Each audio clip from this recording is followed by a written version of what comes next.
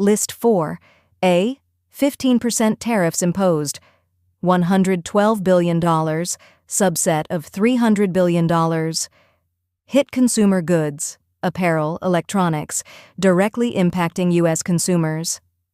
The U.S. push was financially impactful, eventually placing tariffs on more than $350 billion worth of Chinese goods. Critically, the final rounds of tariffs were aimed squarely at consumer products, threatening to raise the cost of living for American families and intensifying domestic economic debate over the trade war's costs. Third, Beijing's counterpunch expansion, strategic retaliation.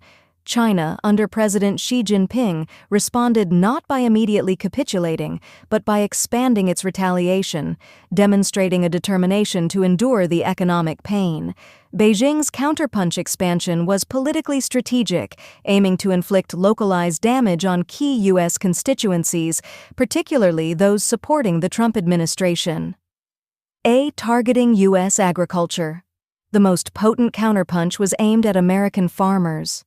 China, the largest buyer of U.S. soybeans, dramatically reduced purchases and imposed 25% tariffs on soybeans, pork, corn, and other produce.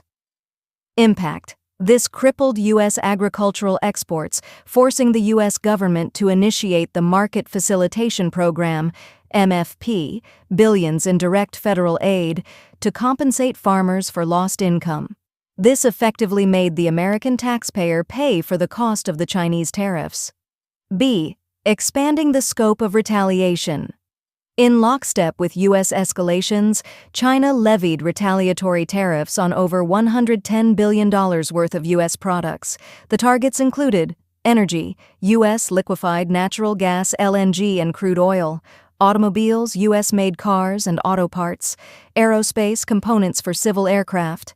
C. Non-tariff measures, the hidden counterpunch. As China ran out of sufficient U.S. imports to tax, due to the trade imbalance, it utilized non-tariff barriers, a subtle expansion of its counterpunch. Regulatory delays, increased customs inspections, and prolonged regulatory approvals for U.S. companies operating in China.